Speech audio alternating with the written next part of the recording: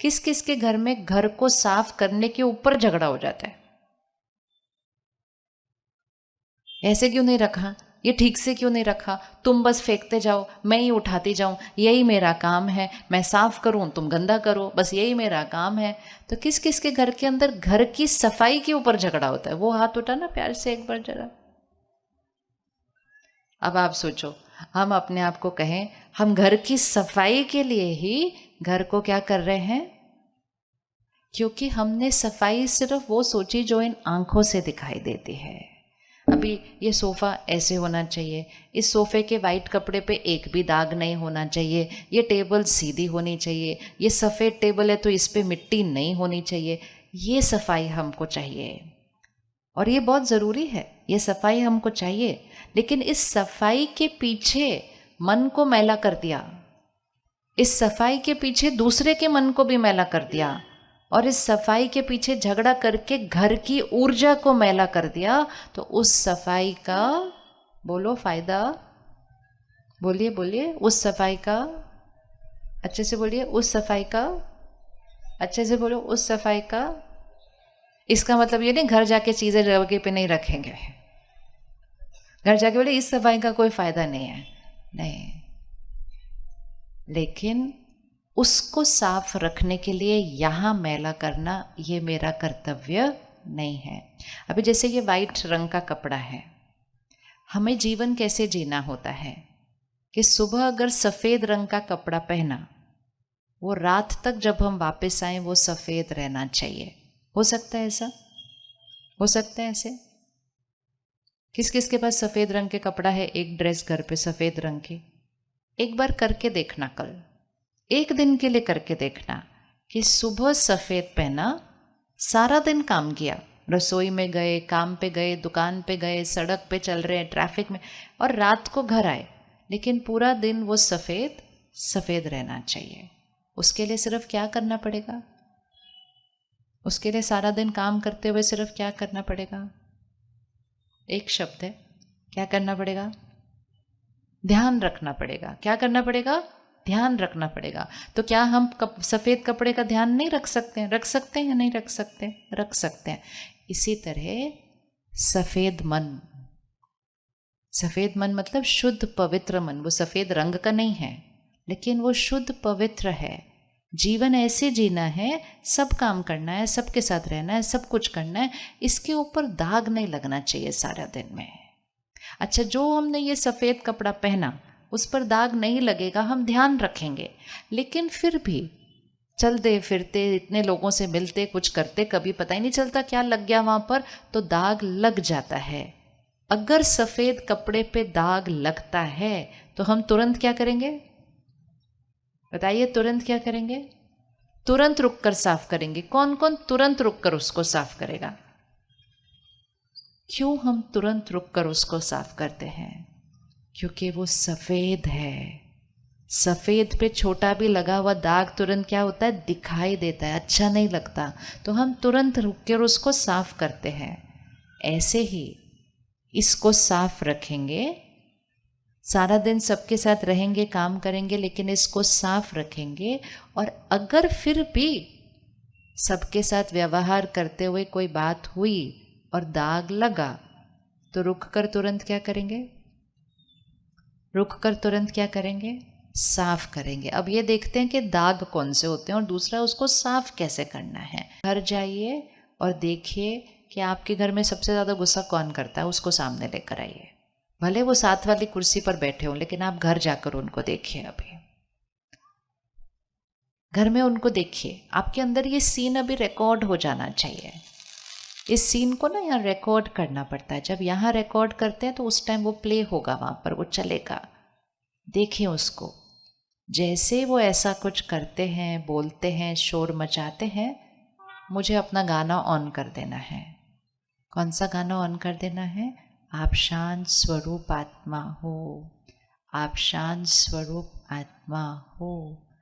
और एक गाना उसके साथ ऐड करेंगे, शांति के सागर परमात्मा के आप शांत स्वरूप आत्मा बच्चे हो।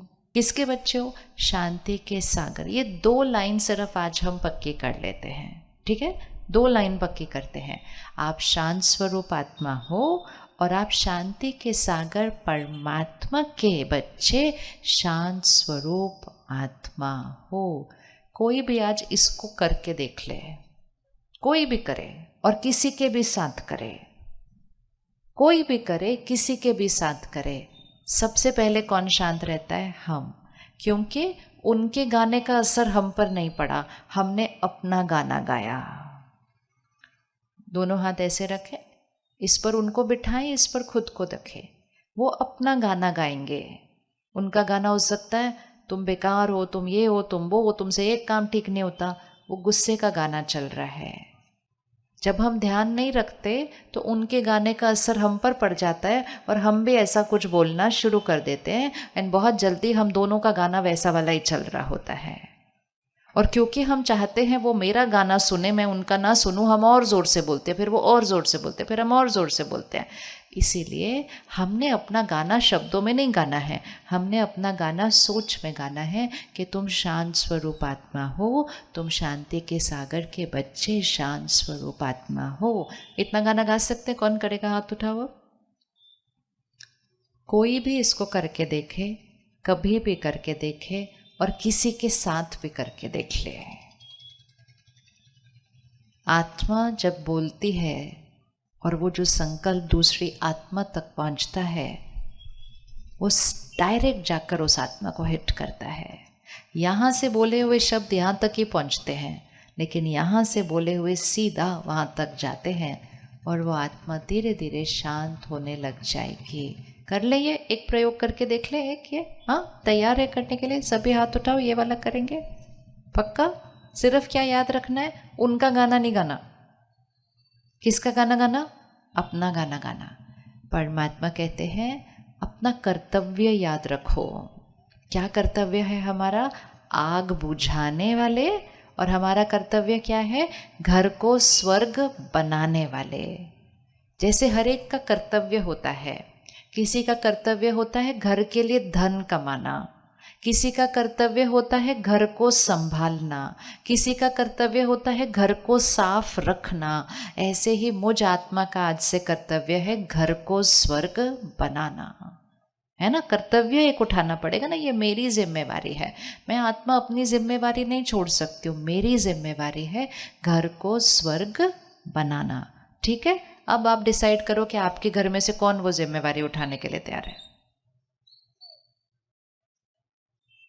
उठाओ उठाओ, अच्छे से अच्छे से अच्छे से अच्छे से।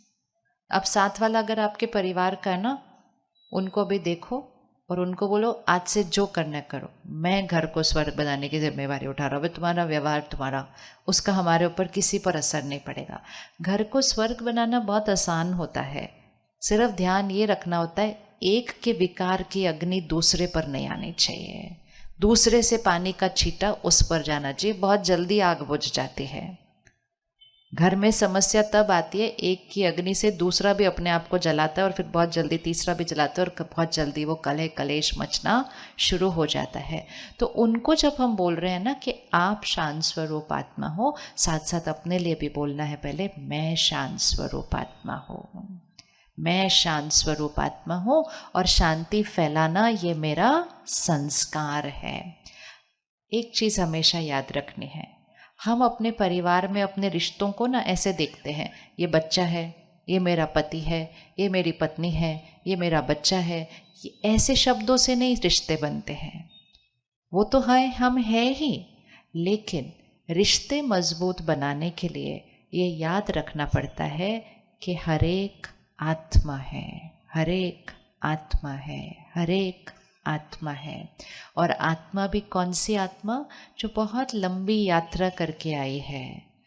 पहला हमने संकल्प कौन सा किया? मैं शांत स्वरूप आत्मा हूँ और शांति के सागर परमात्मा की संतान मैं भी हूँ, वो भी है और वो शांत स्वरूप आत्मा है। दूसरी चीज़ जिससे घर की वायुमंडल और ऊर्जा नीचे जाती है और बड़े ही दाग लग जाते हैं, और यहाँ भी बहुत दाग लगते हैं और हमें पता भी नहीं चलता कि हम कुछ गलत कर रहे हैं, और वो है जब हम दूसरों की गलतियों के बारे में सोचते हैं, जब हम दूसरे की कमज़ोरी के बारे में सोचते हैं, वो ऐसा है, वो ऐसा है, वो ऐसा है, वो ऐसा है, और सिर्फ सोचते नहीं हैं, बोलते भी हैं। तो जब हम दूसरों की कमजोरी, दूसरों की गलती के बारे में सोचेंगे तो हमारे घर की हवा क्या हो जाएगी? क्या हो जाएगी? कौन से शब्द चले जाएंगे उस घर की हवा के अंदर? कौन से जाएंगे? अच्छे वाले जाएंगे? नहीं। वो सुगंध फैलाएंगे या बदबू फैलाएंगे? वो शब्द उस घर की ऊर्जा में सुगंध फैलाएंगे या बदबू फैलाएंगे? वो आपके बच्चों की शक्ति को बढ़ाएंगे या बच्चों की शक्ति को घटाएंगे? तो इसलिए आज का हमारा दूसरा होमवर्क जो हमने करना है, यहाँ के संकल्पों को शुद्ध बनाने के लिए सिर्फ एक संस्कार आज परिवर्तन कर लो कि किसी की भी कमजोरी, गलती, व्यवहार का उसका गाना यहाँ नहीं चलना चाहिए। और फिर यहाँ तो बिल्कुल नहीं आना चाहिए। वो ऐसे हैं, वो ऐसे हैं, वो ऐसे करते हैं, वो वैसे करते हैं, उनको ऐसे नहीं करना चाहिए था, उसको ऐसे नहीं करना चाहिए, ऐसे भी कोई करता है, ये भी कोई करता है। गाने पे गाना लंबा चलता जाता है, पता नहीं चलता आधा घंटा हो गया फ़ोन पे बात कर रहे थे। सामने से कोई आके बोलते क्या बात कर रहे थे, कौन सा काम चल रहा था? कहते नहीं कोई काम तो नहीं चल रहा था, पर किसके बारे में बात कर? बस ऐसे ही, कुछ नहीं, इधर उधर थोड़ा। और कौन दूषित हो गया? बात हम किसी और के बारे में कर रहे थे। दाग कहाँ कहाँ लगा, जरा उंगली रखो, देखिए किधर किधर दाग लगा। पहले यहाँ दाग लगा, फिर कहाँ दाग लगा? जिससे हम बात कर रहे थे उसके ऊपर भी दाग लगाया। और जब हम एक दूसरे पे ये दाग लगा रहे थे, हमारे घर की हवा किसी की कमजोरी से दूषित हो गई है। परमात्मा कहते हैं दूसरे का कचरा कौन उठाकर अपने घर में लाता है भाई? मतलब दूसरे की कमजोरी को उठाकर अपने मन पर क्यों रखते हैं? तो आज का हमारा दूसरा होमवर्क, ये फूल इधर दिख रहे हैं ना सफ़ेद, ये पड़े हुए हैं, ये यहाँ पड़े हैं। आप सबको यहाँ आए बैठे हुए 2 घंटे हो चुके हैं। किस किस ने इस फूल के बारे में सोचा था यहाँ पर 2 घंटे के अंदर? हाथ उठाइए। किसी ने भी नहीं। अब ऐसे जीवन जीना है, सामने है, इन आंखों से दिख रहा है, लेकिन यहाँ नहीं बिठाया उसको। कहाँ रखा उसको? सिर्फ यहाँ रखा। इसी तरह दुनिया में जिएंगे, घर में परिवार के साथ होंगे, काम कारोबार पे होंगे, गलतियां दिखेंगी, कमजोरियां दिखेंगी, लेकिन किधर से दिखेंगी? यहाँ से दिखेंगी, यहाँ। उसको वहाँ ही रखना। अब अगर हमने जैसे ही इस फूल के बारे में सोचना शुरू किया, देखना भी किधर वो फूल जाएगा। अभी आप सिर्फ सोचना शुरू करो, कैसा फूल है, इतना छोटा क्यों है, प्लास्टिक क्यों है, सफ़ेद क्यों है, लाल क्यों नहीं है। अब जैसे ये सोचना शुरू किया, अब फूल कहाँ है? अब उंगली रखो, अब फूल कहाँ है? 2 घंटे से फूल कहाँ था? वहाँ। आधे मिनट में फूल कहाँ आ गया? वहाँ। बस ये नहीं करना है, ये नहीं करना है। किसी की यहाँ रखना है कुछ, तो सिर्फ क्या रखना है? अब जैसे ही हमने कहा कैसा फूल है, कितना बेकार फूल है, ऐसा भी कोई फूल होता है? फूल तो जो है वो है, लेकिन जब मैंने उसकी कमजोरी का चिंतन करना शुरू किया तो दाग वहाँ नहीं, दाग कहाँ लगना शुरू हुआ? यहाँ लगना शुरू हुआ। शक्ति किसकी कम होनी शुरू हुई? शक्ति मेरी कम होनी शुरू हुई। तो दो चॉइस है हमारे पास, या तो उसके बारे में सोचो ही नहीं, दिख रहा है, अपने आप को बचा के संभाल के उनके साथ चलो, चिंतन नहीं करो उनका। जैसे घर को मैला नहीं करना है, मन को मैला नहीं करना है। तो दूसरों की कमजोरी को यहाँ चिंतन नहीं करना है, लेकिन फिर भी वो दिख रही है गलती को चिंतन करना ही है अगर, तो फिर उनको उस कमजोरी के विपरीत जो गुण की जरूरत है, जो शक्ति की जरूरत है, उसका चिंतन करना है। करें? घर जाओ 1 मिनट वापस, फिर से परिवार में जो है उनको सामने लेकर आ जाओ, और अगर उनमें कोई एक एक कमजोरी है तो एक एक कमजोरी को सिलेक्ट कर लो, और उस कमजोरी का चिंतन करने के बजाय उस कमजोरी के विपरीत कौन से गुण और शक्ति की उनको ज़रूरत है। जैसे जो क्रोध कर रहा था उसको शांति की ज़रूरत थी, जो डरता है उसको शक्ति की ज़रूरत है,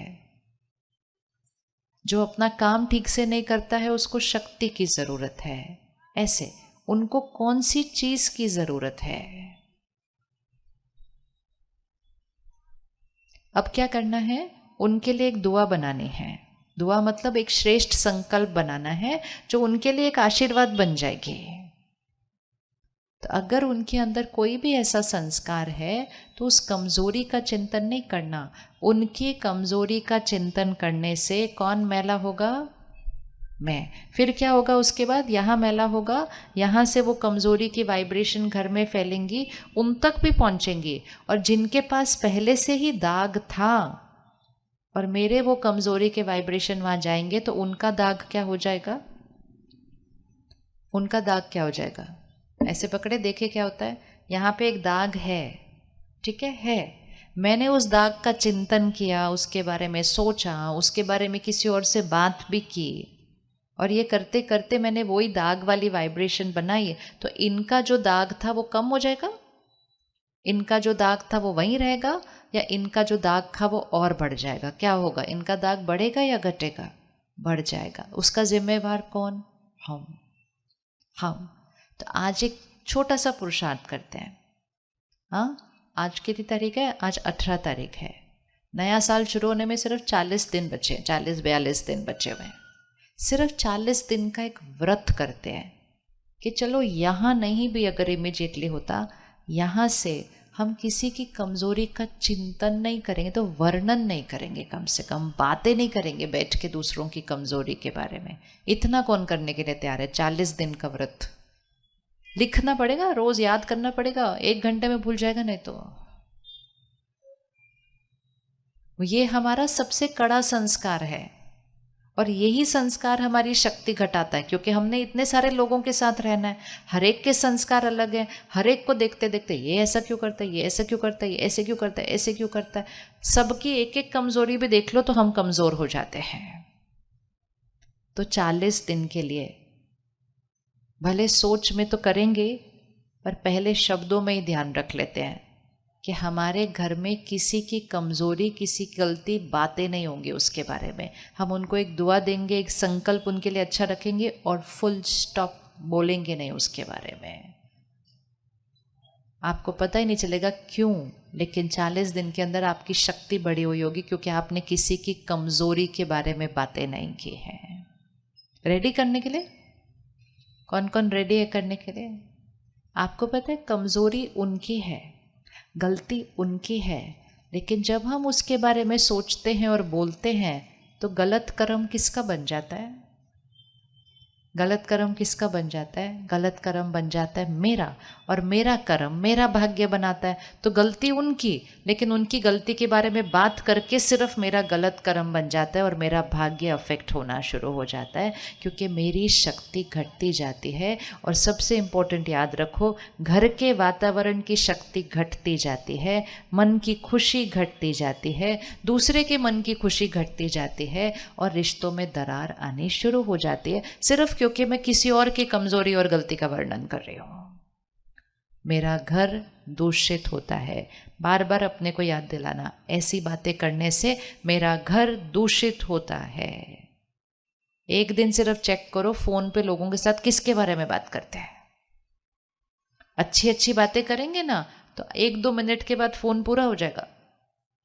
आप कैसे हैं, बहुत अच्छा। आप भी कैसे हैं, बहुत अच्छा। घर में कैसे हैं, सब बहुत अच्छा। दुनिया में कैसे हैं, सब बहुत अच्छा। चौथी लाइन तो पता नहीं चलेगी बात क्या करनी है, लेकिन तुमको पता है उसने क्या किया, फिर उसने क्या किया, फिर उसने ऐसा किया, फिर उसने वैसा किया। वो तो क्या, आप आधा घंटा बात करो, घंटा बात करो, 2 घंटा बात करो, फिर बोलो अभी ना खाना बनाती हूँ, बाद में खाना बनाने के बाद फ़ोन करूँगी, बाकी बात अपन बाद में करेंगे इसके बाद। जब भी बातें लंबी चल रही हैं तो पक्का कुछ ना कुछ, और उस टाइम सिर्फ अगर 1 सेकंड के लिए अपने आप को याद दिला देना, मेरा घर गंदा हो रहा है, मेरा घर दूषित हो रहा है, मेरे घर की ऊर्जा की शक्ति कम हो रही है, इससे मेरे परिवार की शक्ति कम हो जाएगी। तो 1 सेकंड में आप बदल देंगे अपनी बातों को। ठीक है, 40 दिन क्या करना है हमने, किसी की कमजोरी, किसी की गलती का हमने वर्णन नहीं करना है। और अगर दूसरे ने किया तो क्या करना है, अगर दूसरे ने किया तो क्या करना है?